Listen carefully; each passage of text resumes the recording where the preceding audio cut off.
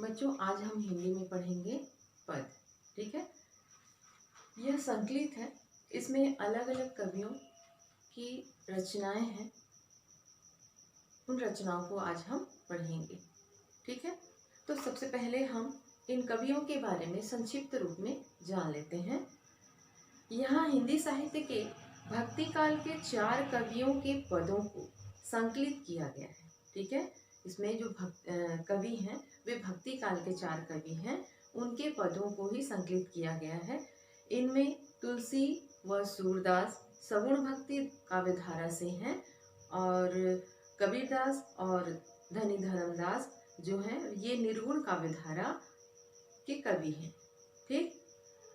आगे देखते हैं। तुलसीदास अवधी भाषा के अप्रतिम कवि हैं। उन्होंने अपने जीवन काल में राम कथा को अनेक रूपों में प्रस्तुत किया है। उनकी प्रमुख रचनाएं हैं रामचरितमानस, दोहावली, कवितावली, विनय पत्रिका। ठीक है। ये तुलसीदास की प्रमुख रचनाएं हैं रामचरितमानस, दोहावली, कवितावली, विनय पत्रिका इत्यादि हैं। यहाँ दिया हुआ पद विनय पत्रिका। अब आज जो हम तुलसीदास जी का पद पढ़ेंगे वो विनय पत्रिका से लिया गया है। ठीक है। अब आगे देखते हैं सूरदास जी के बारे में। सूरदास जी ब्रज भाषा के कवि हैं। इनकी प्रमुख रचनाएं हैं सूरसागर, सूरसारावली, साहित्य लहरी आदि इनकी प्रमुख रचनाएं हैं। इनके द्वारा लिखे गए श्री कृष्ण के बाल वर्णन ब्रज भाषा ही नहीं समूचे भारतीय साहित्य की धरोहर है। ठीक है। वह केवल ब्रज भाषा की धरोहर नहीं है बल्कि संपूर्ण भारतीयों की धरोहर, उनके भारतीय साहित्य की धरोहर है। कबीर मध्यकाल के अकेले कवि हैं जिन्होंने अपनी रचनाओं में कई देशी भाषाओं का प्रयोग किया। ठीक है। इनकी कविताएं मुख्यतः साखी, सबद और रामायणी बीजक में संकलित है, जिसमें साखी दोहा रूप में और सबद व रामायणी पद रूप में है। यानी कि साखी जो है वो दोहा के रूप में है और सबद और वह रामायणी जो है वो पद के रूप में। ठीक है। उनकी कविता अपने समय में ही नहीं आज भी प्रासंगिक है। धनी धर्मदास का जन्म। अब आगे देखते हैं धनी धर्मदास जी के बारे में। हमने पहले देखा तुलसीदास, फिर सूरदास, फिर कबीरदास। ठीक है। अब देखते हैं धनी धर्मदास। इनका जन्म 1433 में हुआ। छत्तीसगढ़ के कबीरधाम जिले में हुआ था। ठीक है। वे कबीर के शिष्य थे और कबीर की विचारधारा को आगे बढ़ाने के लिए उन्होंने महत्वपूर्ण कार्य किया। उन्होंने अपना महत्वपूर्ण योगदान दिया। किन्होंने? धनी धर्मदास ने। किनकी विचारधारा को आगे बढ़ाने के लिए? कबीरदास जी की। उनकी रचनाएं बाद में धर्मदास की वाणी के रूप में प्रकाशित हुई। किनकी रचनाएं? कबीरदास जी की। ठीक है। अब हम देखते हैं तुलसी के पद। ठीक।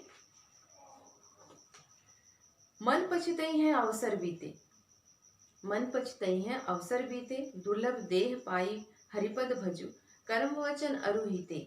अरुहिते का मतलब है हृदय से, है ना।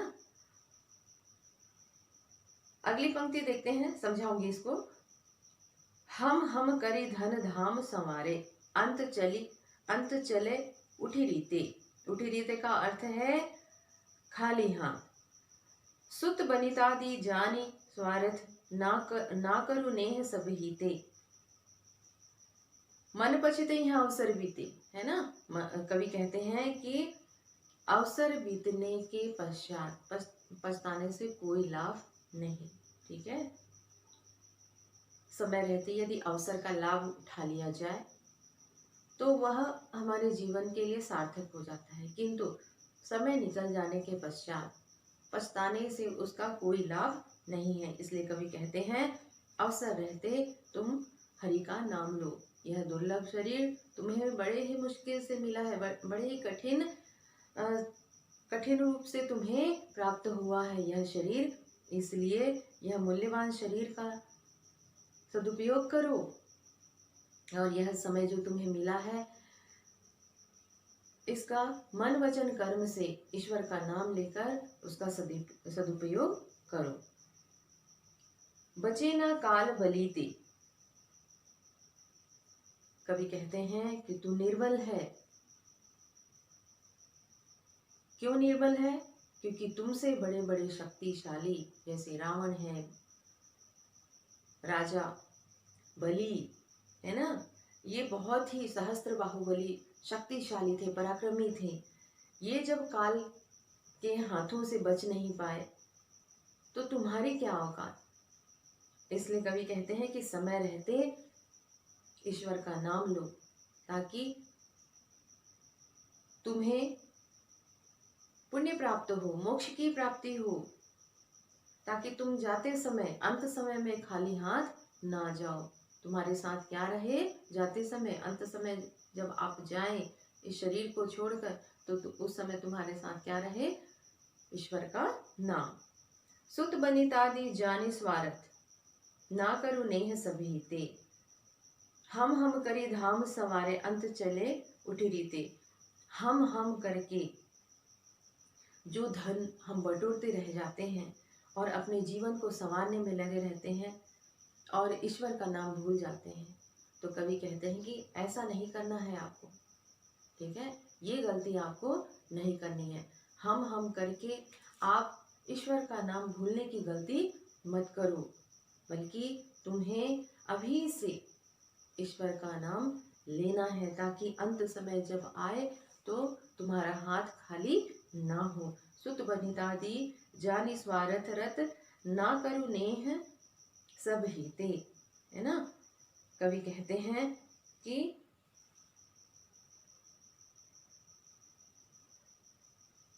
मृत्यु होने पर, है ना, पुत्र स्त्री आदि संबंधी सभी स्वार्थी हैं। जो हम परिवार रिश्ते नाते कहते हैं ये सभी स्वार्थी हैं। क्यों? क्योंकि जब अंत समय आएगा तो सब तुझे अकेला छोड़ देंगे। कोई साथ में अंत समय में कोई साथ तुम्हारे नहीं जाने वाला है। इसलिए पुत्र पत्नी सब रिश्ते नाते माया मोह को सब त्याग दो। अंतहु तो ही तजेंगे पामर। कवि कहते हैं कि ये जो रिश्ते नाते पत्नी पुत्र है ना, जो माया मोह के जाल में तुम फंसे हुए हो, ये सारे माया मोह, ये रिश्ते नाते, ये सारे के सारे तुम्हें त्याग देंगे। इसलिए तू अभी से सावधान हो जा। अब नाथ ही अनुराग जागो, जड़ त्यागो दुरासा जीते। दुरासा मतलब व्यर्थ की, इन लोगों से व्यर्थ की आशा मत रख, है ना। तुम अभी से ही क्यों नहीं इनका परित्याग कर देते। कवि कहते हैं कि ये जो रिश्ते नाते हैं, माया मोह है, इनका अभी से तुम परित्याग क्यों नहीं कर देते, छोड़ दो इन्हें। कहते हैं हे मूर्ख, इन लोगों से कोई व्यर्थ की आशा मत रखो, है ना। त्याग करके अब भगवान राम जो हैं उनकी शरण में जाओ ताकि तुम्हें मोक्ष की प्राप्ति हो। जब तक विषय वासना यानी कि माया मोह के जाल में रहोगे, काम वासना रूपी अग्नि में पड़ते रहोगे, तब तक तुम्हें मोक्ष की प्राप्ति नहीं हो सकती। तुम्हारे जीवन का कोई लाभ नहीं है, है ना। इस पृथ्वी में जो जन्म लिए हो, ईश्वर ने जो तुम्हें जन्म दिया है, उस शरीर का हम सदुपयोग हो रहा है ऐसा मान ही नहीं सकते। यदि हम समय का, शरीर का सदुपयोग करना चाहते हैं तो ईश्वर भक्ति जरूरी है। इसलिए कवि कहते हैं हे मन, यानी हे मनुष्य, भगवान का भजन करो, यही सार्थक है, शेष सब निरर्थक है। सार्थक केवल ईश्वर भक्ति और बाकी सब निरर्थक है ना। अंततः कहते हैं कि तुम्हें ईश्वर का नाम हर स्थिति में, चाहे दुख हो सुख हो, हर स्थिति में, हर संभव तुम्हें ईश्वर का नाम लेना है, ठीक है। तो बच्चों ये थी तुलसीदास जी के पद। आगे हम पढ़ेंगे सूरदास जी के पद। ठीक, सूरदास जी के पद देखते हैं। खेलन हरि निकसे ब्रजखुरी, कटी कछनी पीताम्बर बांधे, हाथ लय भौरा चक्र डोरी। है ना। इसमें राधा और कृष्ण के उनके रूप का वर्णन किया है, उनके सुंदर रूप का वर्णन किया गया है और उनके प्रेम का भी यहाँ पर वर्णन मिलता है। खेलन हरि निकसे ब्रज खोरी, कृष्ण जो है अपने सखाओं के साथ, अपने मित्रों के साथ, ग्वाल बालों के साथ गोकुल की गलियों में खेलने के लिए निकल पड़े हैं। कटी कछनी पीताम्बर बांधे, हाथ लय भौरा चक्र डोरी। पीले वस्त्र धारण कर हाथ में भौरा और डोरी लेकर निकल पड़े हैं, जिनके साथ? अपने मित्रों के साथ। ठीक है। गए श्याम रवि तनिया के तट, अंग लसती चंदन की खूरी। कृष्ण जो है उस पीले वस्त्र में इतने सुंदर दिख रहे हैं जिसके लिए शब्द ही नहीं है। वे खेलते खेलते कहाँ पहुंच गए हैं? सूर्यपुत्री यमुना के तट पर पहुंच गए हैं। उनके अंगों में, कृष्ण के अंगों में जो चंदन का लेप लगा हुआ है वह बड़ा ही सुंदर दिख रहा है, शोभायमान हो रहा है। औचक ही देखी तह राधा, नैन विशाल भाल दिए रोरी। कवि कहते हैं तभी अचानक राधा की ओर दृष्टि पड़ती है। किनकी? कृष्ण की। देखते हैं कि राधा जो है अपनी सखियों के साथ यमुना की तट की ओर चली आ रही है।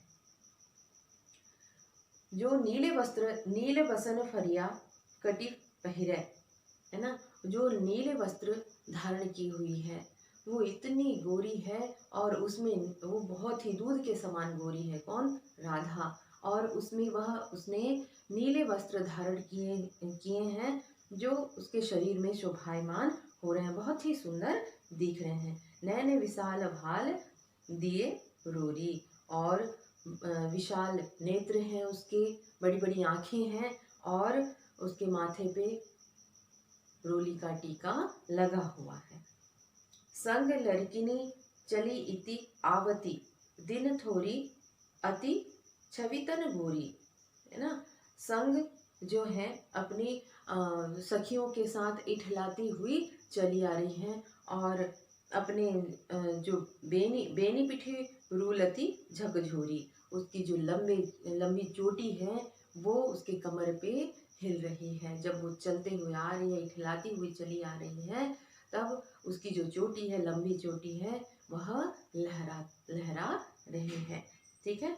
संग लड़किनी चली इति आवती, और अपने संग में अपनी सखियों को लेते हुए अपने सखियों के साथ चली आ रही है। कहाँ पर? जहाँ कृष्ण खेल रहे हैं अपने सखियों, अपने दोस्तों के साथ, अपने सखाओं के साथ हैं। कहाँ पर? यमुना के तट पर।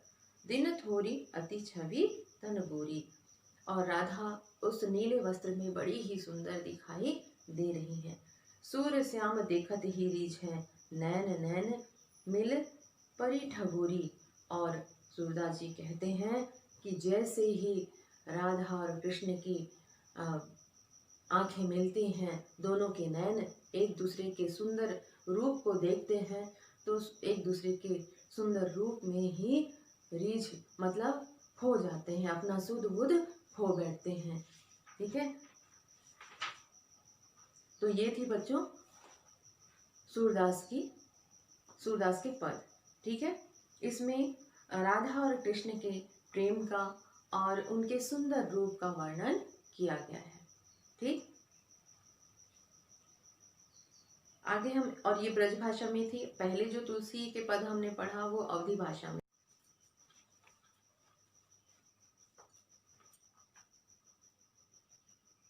अब हम देखते हैं कबीरदास जी की पंक्ति। ठीक है, कबीरदास जी के पद को देखते हैं। साधो देखो जग बौराना। कबीरदास जी कहते हैं, अरे ओ मनुष्य, यह मनुष्य क्या हो, ये संसार के लोग जो क्या हो गए हैं, है ना, क्या पागल हो गए हैं। बौराना मतलब पागल होना। साधो देखो जग बौराना। ये कबीरदास जी कहते हैं कि ये क्या है, ये क्या है। इस संसार के लोगों को देखकर ऐसा लगता है कि ये सारे लोग पागल हो गए हैं। क्यों हो गए हैं पागल? साची कहो कही तो मारन धावे, झूठे जग पतियाना। सत्य कहने पर मारने को दौड़ते हैं और झूठ कहने पर उन बातों को विश्वास करते हैं। हिंदू कहते राम हमारा, मुसलमान रहमान। हिंदू कहता है कि राम श्रेष्ठ है और मुसलमान कहता है कि हमारा रहीम श्रेष्ठ है। ये अपने अपने धर्म को लेकर अड़े हुए हैं। धार्मिक लड़ाई में एक दूसरे को मारते काटते हैं, किंतु वास्तविक तथ्य को कोई नहीं जानता। आपस में दो लड़े मरद अपने अपने धर्म को श्रेष्ठ मानकर अड़े हुए हैं और आपस में लड़ मर रहे हैं, एक दूसरे को नुकसान पहुंचा रहे हैं। मरम कोई नहीं जाना, किंतु इस राम और रहीम के रहस्य को किसी ने नहीं समझा। बहुत मिले मोही नेमी, धर्मी प्राप्त करे स्नाना। ठीक है, कवि क्या कहते हैं, नहीं जानते क्योंकि ईश्वर एक है, नाम अनेक है। नाम अनेक है, नियम धर्म तथा प्रातः स्नान करने वाले बहुत से लोगों से मैं मिल चुका हूँ। कवि कहते हैं कि बहुत से ऐसे नियम पालन करने वाले लोगों से मैं मिल चुका हूँ, जो ईश्वर का नाम लेते हैं, नियम मानते हैं, धर्म को जानते हैं, प्रातः काल उठकर स्नान करते हैं। ऐसे कई लोगों से मैं मिल चुका हूँ जो आत्मा में ईश्वर का वास है, इसे छोड़कर पाषाण की प्रतिमाओं मूर्तियों की पूजा करते हैं। मैं ऐसे लोगों से मिल चुका हूँ जो ईश्वर के नाम पर मूर्ति पूजा करते हैं। ठीक है, ईश्वर के नाम पर किसकी पूजा करते हैं?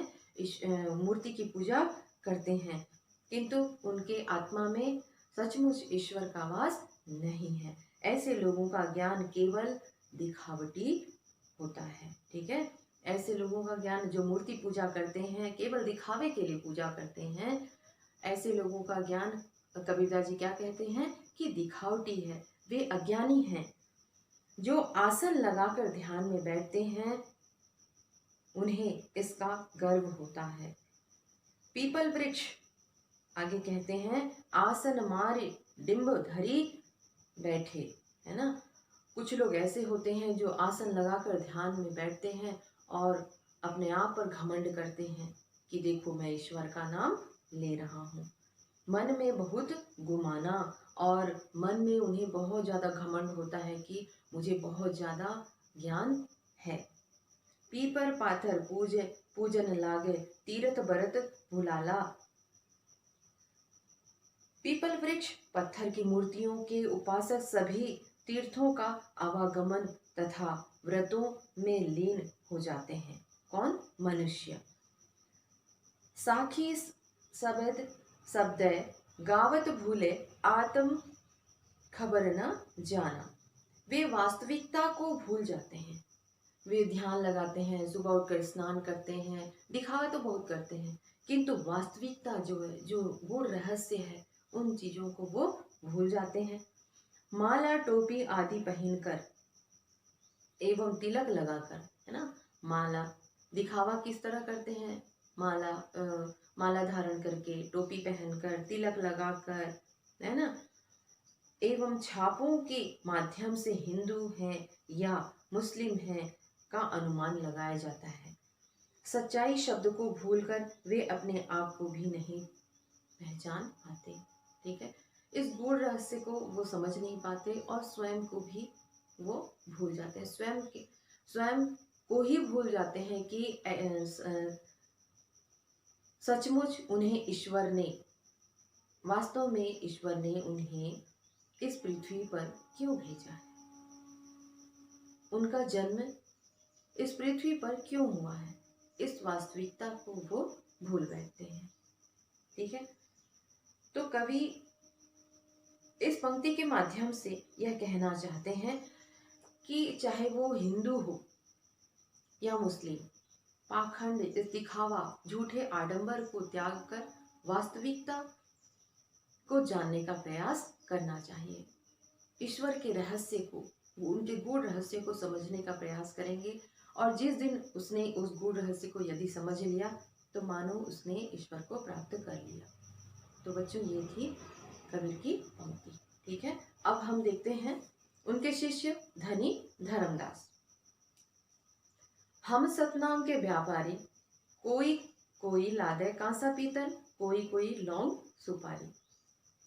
हम तो लादो नाम धनी को, पूरन खेप हमारी। कवि कहते हैं हम तो सतनाम अर्थात हरि नाम के व्यापारी हैं। मतलब मैं हरि नाम का व्यापारी हूँ। मैं किसका व्यापार करता हूँ? हरि, ईश्वर के नाम का व्यापार करता हूँ। ठीक है, मैं ऐसा व्यापारी हूँ जैसे कोई कांसा पीतल सोना चांदी बेचता है, वैसे ही मैं हरि के नाम का व्यापार करता हूँ। पूंजी न टूटे नफा चौगुना, बनिज किया हम भारी। मेरे व्यापार में न लाभ का कोई डर है, लाभ तो होगा ही, चौगुना लाभ होगा। ठीक है, किंतु इस व्यापार में हानि वाली ऐसी कोई बात ही नहीं है, हानि होने का कोई डर ही नहीं है। मेरे व्यापार में केवल लाभ ही लाभ है। दिन दुगनी रात चौगुनी, इसमें लाभ ही लाभ है। ठीक है, मैं इसका जितना व्यापार करता जाऊंगा ये उतना बढ़ता चला जाएगा। कौन सा व्यापार? हरि नाम का व्यापार जो है वो दिन पर दिन वो बढ़ता चला जाएगा। मेरा व्यापार जो है इतना भारी है, इतना लाभदायक है, और इस लाभ में किसी चोर, किसी उचक्के, किसी डाकू की का कोई डर नहीं है। मैं निर्भय होकर, कहते हैं कि जगाती रोक न सकी है, निर्भय गैल हमारी। कोई चौकीदार, कोई भी व्यक्ति की आवश्यकता नहीं है। किसके लिए?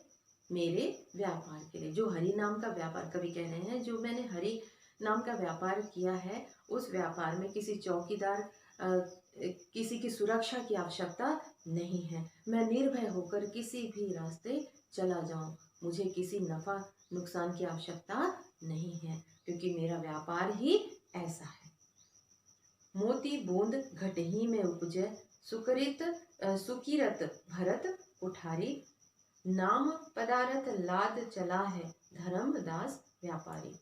कवि कहते हैं कि जिस प्रकार स्वाति नक्षत्र के जल से सीपी में मोती उत्पन्न होती है ना। स्वाति ऐसा माना जाता है कि स्वाति नक्षत्र की बूंद जब गिरती है तो सीपी से मोती उत्पन्न होता है। ठीक है, उसी प्रकार यदि हम अच्छे कार्य करें, ईश्वर का नाम लें, ईश्वर को स्मरण करें, चाहे सुख हो दुख हो, तो हमें उसका फल अच्छा ही प्राप्त होगा। हमें उससे कोई नुकसान तो होने वाला नहीं है, बल्कि मोक्ष की प्राप्ति होगी। और अंत समय में जो हम रोगग्रस्त हो जाते हैं, हम रोग ग्रसित होकर नहीं जाएंगे, और हम सुख पूर्वक अंत समय भी, जैसे जन्म लेते समय सभी खुशी मनाते हैं, वैसे ही अंत समय जब आए तो तब भी हम सुख पूर्वक जा सकेंगे। किसके कारण? ईश्वर के नाम लेने के कारण, ईश्वर भक्ति के कारण। धर्मदास जी कहते हैं, मैं अपने साथ ईश्वर नाम पदार्थ को लेकर व्यापार करने निकला हूँ। ऐसे ही ईश्वर नाम को मैं अपने साथ लेकर निकला हूँ, उनका व्यापार करने निकला हूँ, और इसमें मुझे लाभ ही लाभ हो रहा है। ठीक है, कवि क्या कहते हैं कि इसका सार यही है कि सूक्ष्म ब्रह्म के नाम स्मरण को कवि ने इस पंक्तियों के माध्यम से बताया है, यानी ईश्वर की भक्ति करने के लिए कहा है। हर पंक्ति में चाहे तुलसीदास हो, सूरदास हो या कबीरदास हो या फिर धनी धर्मदास, ठीक है, इसमें भक्ति भाव को ही प्रदर्शित किया गया है, भक्ति भाव का ही वर्णन किया गया है। तो बच्चों, इन पंक्तियों को, पद को आप घर में अच्छे से पढ़ लेना, समझ लेना, क्योंकि जब तक नहीं पढ़ोगे आपको समझ में भी नहीं आएगा। ठीक है, ध्यान से पढ़ लेना। Thank you.